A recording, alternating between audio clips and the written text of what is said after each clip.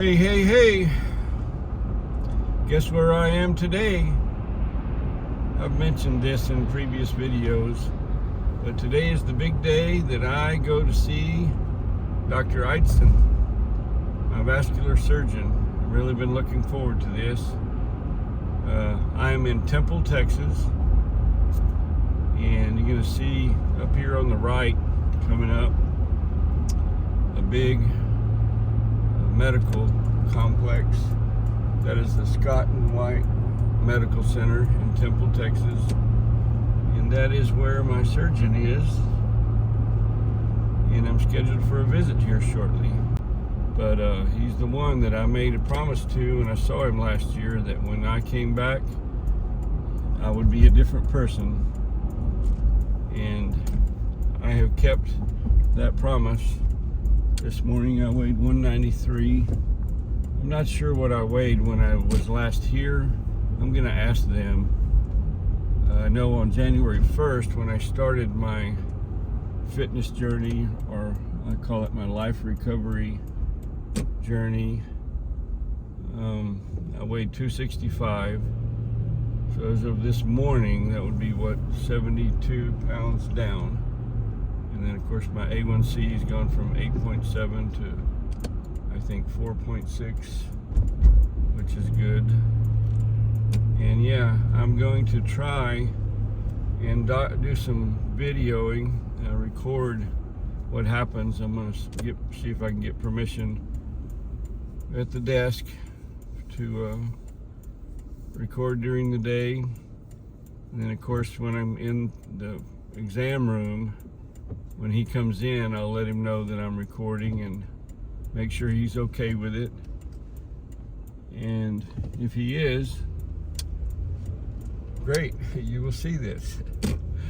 If he's not okay with it, it'll never see the light of day, or maybe it'll be just a different type of video, something that maybe I can just talk about what happened and what he had to say. In any case, there it is. And I'm going to go see if I can find a parking spot and go in there and see Dr. Eidson. He's a hero of mine. In a way, kind of saved my life.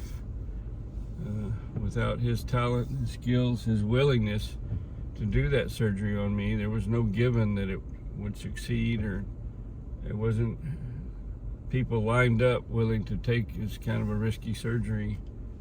And kind of made a deal with him that if he would help me out, I would do what he told me to. And I have to admit, I didn't do that at first. It wasn't until last year that I realized I better get on the ball and quit eating the way I have been. He had gotten me to where I was no longer had pain at rest, which was a wonderful thing. But that was just step one, and there needed to be further steps. And that finally hit me, and I did those things. So I'm here. I'm gonna go now and be back later. To get from my vehicle to inside, get up to the front of the hospital, I used to have to take that. And they would take me back to my vehicle. And I don't need that anymore, and I'm pretty happy about that. Okay, I found a parking spot. This is pretty cool. This will be the first time I've been here. Even last year when I came, I weighed 265 or so. Not sure how much of the day I came, but I had to wait on one of them people to come around with the golf cart, pick me up at my vehicle and bring me up here. And yeah, and I tried to walk to the get to the fourth floor, and when I walked down to the elevator and went up to the fourth floor, and before I could go up to the desk, I had to stop and rest a little while. My legs were hurting so bad, they were cramping up. And I don't think I'm going to have that problem today. I think I'm going to just zip right on up there to the desk and let them know I'm here. And that feels pretty good. Here we are, the Baby Diagnostic Center.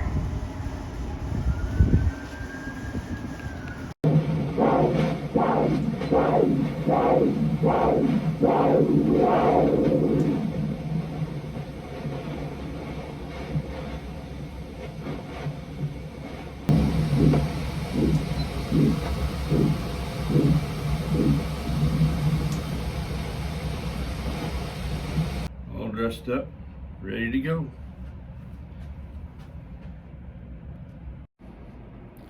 That went pretty well. So let's see here what time it is. It's 11:37. My appointment is at 1 o'clock. So I have an hour and 20 minutes to kill. And I decided to not leave the medical center complex. Part of that consideration is the weather, and parking is an issue. I was lucky enough I didn't have too much trouble finding a parking spot when I arrived here, and there's no guarantee that that would be the case the next time. So anyway, I'm at the cafeteria here at the hospital, and this is lunch. You probably won't eat all this, but you got a little bit of everything. It's broccoli, red pepper, and onion stir fry. Salted green beans. They call them roasted green beans. These are Vietnamese pork chops. There's some kind of vinegar or something sauce. And I got me a little salad there. And yeah, Diet Dr. Pepper. So that's going to be my delicious lunch.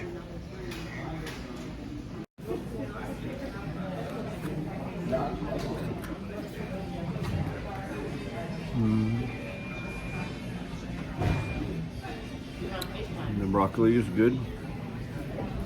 Let's try some green beans.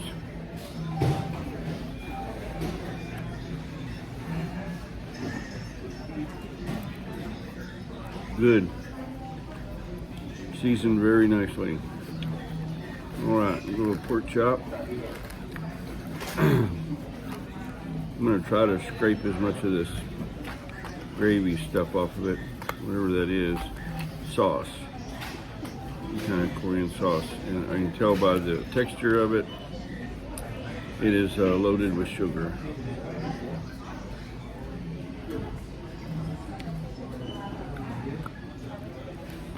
Yeah, I'm gonna try not to eat much of that sauce. It's very sweet.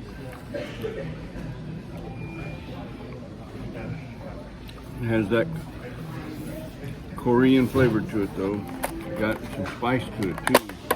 A little bit of heat, which I don't mind at all. And I'm gonna cut up my salad and have some salad, but that's it.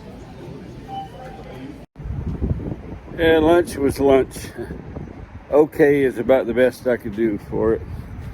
Only ate one of the pork chops, and actually not a whole pork chop. They were kind of dry. Especially, probably would have been quite as dry if I wouldn't have scraped all that sauce off of it. But green beans were good, and the broccoli stir fry was good. I ate most of my salad, most of the other stuff. And I still got a good bit of time to kill. So, just because I'm seeing a surgeon doesn't mean I can forget about getting my steps in, right? I am outside. I clicked walk on my Fitbit and walking around out in the parking lot around the hospital, just exploring. Found this little handy little cubby hole, and the wind's blowing pretty good here today, but because this is surrounded like it is, there's no wind down here. This would be a great place if you worked here to come have lunch or take a break, whatever. Pretty nice. And right there on the other side of that wall is the main parking lot. And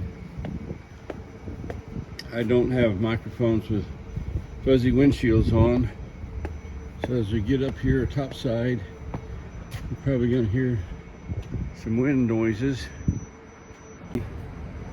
I want to document my visit with Dr. I learned that his name is spelled Eidson. And I said Eitzen. And the people are telling me it's Eatson, Dr. Eatson.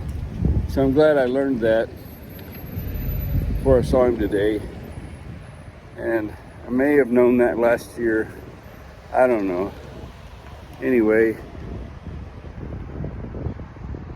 this is where I'm walking today, in the parking lot, hoping I don't get run over. Gonna try to do a mile here before my appointment. This is out front of the hospital, kind of a, I don't know, courtyard, or I don't know what you call this. How long do they fly the flags at half-mast? I'm sure that's because of Jimmy Carter dying. And I thought that was like 3 days. He passed quite a while ago. Maybe for a president it's a week. I have to look that up. I'm documenting my health and fitness journey. I call it my life recovery journey, if that's okay with you. Well, as it turns out, Dr. Eatson was not okay with it. He explained to me that he's very camera shy, and having a camera on, knowing he was being recorded, he didn't feel like he could do his job properly, and that my visit would go like it would otherwise. And he was just very uncomfortable with it, and he was apologetic. I explained to him my reason, the purpose that I was doing this and trying to document my journey and everything, to inspire and encourage and inspire other people. And he loved that. He said he loved that idea, and he fully supported it. He did not want me to be filming, and he couldn't have been nicer about it. I'm fine with it. I pretty much knew what his reaction was going to be, seeing me 1 year later, down almost I'm down 72 pounds. I was going to say almost 75. Well, it's 72 pounds. And he said it's doesn't happen as often as he would like. Actually, kind of rare for a patient to follow through on what they need to do like that. And we talked for about 30 minutes and went over, my history and case and where I'm at and what I need to do and all the things. And I learned some stuff. I told him I'm gonna fix and start working out, like exercise other muscles other than, just walking. And he said, if you lift with your arms, you're helping the circulation in your legs. Really? And he explained to me that when you do that, when you exercise, say you're on a bench press or something, you're working with your arms, it triggers, when you're using those muscles, your body releases lactic acid. And he went on, I cannot repeat everything he told me, but lactic acid that circulates, and it tells all your arteries and your vein, to dilate, allow more flow, which is great for them, right? So why doesn't your blood pressure just fall off when your blood vessels get bigger? Because those same signals tell your heart to start not only pumping faster, but compress more and expand more. It's faster and bigger thing, and that increases the pressure, which allows for the dilation and increased blood flow and pressure throughout your body. And that's really good for you. The human body is a pretty amazing thing. God knew what he was doing, I guess. Well, I don't guess, I know. It's incredible. But anyway, he was very encouraging. We talked about how he said, some patients, it's very frustrating for him. I'll give an example. He gave me 2 or 3 examples. One of them was like people come in and being a vascular surgeon, he sees a lot of people with plaque, with blockage, all over their bodies in different places, causing different problems. And they always want to know, what can I do to, make this better? I mean, I don't want to be sick. I don't want to have amputations. I don't want to have these surgery, whatever. They're really upset that they're in such bad shape. And he will tell them, smokers, he will say, well, the first thing you need to stop smoking today, because a lot of what's happening, you're doing to yourself. And he's really baffled by the response he gets so often. And that response is, you're going to have to give me something. In other words, like some miracle medication that's going to make him quit smoking, or some smoking cessation secret or something. And, we talked about it. I told him, and he agreed that, man, if you're telling somebody, giving them the message that you need to do this and to save your life, if that's not giving them enough, but he thinks that what they want, they're looking for a crutch, an excuse, Like if he prescribes some smoking cessation gum or patches or whatever, and then it failed, they keep smoking, then they say, well, I tried, he gave me that medicine and it didn't work. They're like, I don't know what you call it, justifying or legitimate. I don't know, they're looking for a reason to not smoke when that's the bottom line. You need to start changing your behavior. I'm a doctor, but I'm not a miracle worker. And I don't think he's alone. I bet a lot of doctors have that frustration. Their patients want them to fix them, and they don't make the effort to do their part. And anyway, it was a good visit, and he was very happy with what I've done. Told me to keep going, and looking at the videos that I make, I can tell I've plateaued in the 190s for about 2 months now. And it's time to start back up. What I did, I figured out about how many carbs I can have in a day and not gain weight. And that's worked. And that was always the intention. But I'm really not satisfied with where I'm at. And I believe my new goal is going to be 165. If I can reach 165, then I will have lost 100 pounds even. And we'll see how that looks. So I'm fixing to start working out, whatever. Going to get some help from my buddy Ken down at 23 Fitness. Get some advice, and he's going to let me use some equipment. I might be buying some equipment from Ken.